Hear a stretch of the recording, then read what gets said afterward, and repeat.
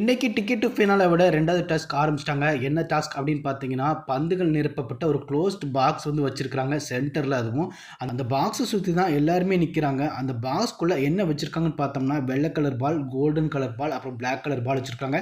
அதில் வந்து 2 golden colour பாலும் 1 பிளாக் பாலும் வச்சுருக்காங்க. வெள்ளை கலர் பால் நிறையவே வச்சுருக்காங்க. அதுக்கப்புறம் ஒவ்வொருத்தருக்குமே பார்த்தீங்கன்னா பேஸ்கெட் ஒன்று கொடுத்துருக்காங்க. அந்த பேஸ்கெட்டில் தான் பார்த்தீங்கன்னா அந்த பாலை எடுத்து வந்து பேஸ்கெட்டுக்குள்ளே வைக்கணும். இதில் பார்த்தோம்னா ஒவ்வொருத்தருமே போட்டி போட்டுக்கிட்டு ஒருத்தரோட பேஸ்கெட்லேருந்து எடுத்துகிட்டு அவங்களோட பேஸ்கெட்குள்ளேயே வைக்கவும் செய்யலாம்.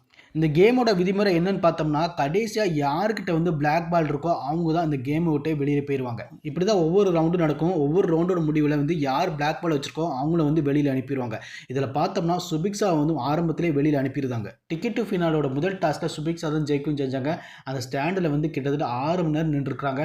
ஆர்ஆர்ஓமே பார்த்தீங்கன்னா நல்லாவே டஃப் கொடுத்துருக்காங்க சுபிக்ஸாவுக்கு. ஒரு கட்டத்தில் ஆர்ஆர்ஓமே பார்த்தீங்கன்னா என்னால் முடியாதுப்பா அப்படின்னு சொல்லிட்டு விட்டு கொடுத்து போயிட்டாங்க. கடைசியாக சுபிக்ஸா தான் ஜெயிக்கவும் செஞ்சாங்க. சுபிக்ஸா ஏற்கனவே டிக்கெட் டு ஃபினாலோட முதல் டாஸ்கில் வின் பண்ணதுனால ரெண்டாவது டாஸ்கில் வந்து ஜெயிக்கக்கூடாது அப்படிங்கிறனால எல்லா கண்டஸ்டன்ட்டுமே பார்த்தீங்கன்னா சுபிக்ஸாவை வந்து கார்னர் பண்ண ஆரம்பிச்சிட்டாங்க. அதனால சுபிக்ஸாவை இந்த டாஸ்கில் வந்து வெளியில் அனுப்பிட்டாங்க. இந்த ரெண்டாவது டாஸ்க் நடந்துட்டு இருக்கும்போதே பார்த்தீங்கன்னா பார்வதிக்கும் கமருதிக்கும் பயங்கரமாக சண்டைலாம் வந்துருச்சு. ஒரு கட்டத்தில் வந்து பார்வதி வந்து கமருதினோட லெஃப்ட் ஷோல்டரை வந்து பாசமாக தான் தட்டினாங்க. உடனே கமருதிக்கு கோவம் வந்துச்சு பாருங்க. பயங்கரமாக கோவம் வந்து கத்த ஆரம்பிச்சிட்டார். யாரடி நீ என் மேலே வந்து கை வைக்கிற அப்படிங்கிற மாதிரி வந்து கத்த ஆரம்பிச்சிட்டார். உடனே அங்கேருந்து பேஸ்கெட்லாம் தட்டி விட்டுட்டு என்னடா இது கேம் இது என் மேலே கை வைக்கிறா அப்படின்னு சொல்லி வந்து ஒவ்வொருத்தட்டையாக பேசிகிட்டு இருந்தார். உடனே எல்லா கண்டஸ்டன்ட்டுமே வந்திருந்தாங்க. கமருதீன் கிட்ட வந்து என்னாச்சு அப்படிங்கிற மாதிரி கேட்குறாங்க. அவருமே என்ன சொல்கிறாருன்னா, அவள் எப்படி என் மேலே கை வைக்கலாம் அப்படிங்கிற மாதிரி கேட்குறாரு. அவள் யார் என் மேலே கை வைக்கிறது அப்படின்னு சொன்ன உடனே பார்வதி என்ன சொல்கிறாங்கன்னா, நீ மட்டும் என் மேலே கை வைக்கலையே அப்படிங்கிற மாதிரி சொல்கிறாங்க. இது எதை மீன் பண்ணி சொல்கிறாங்கன்னே தெரியல.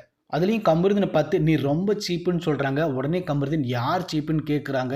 இப்படி நீ சொன்னதுக்கு வந்து என்கிட்ட வந்து நீ அப்பாலஜி கேட்டே ஆகணும் அப்படிங்கிற மாதிரி கமருதீன் வந்து கேட்குறாரு.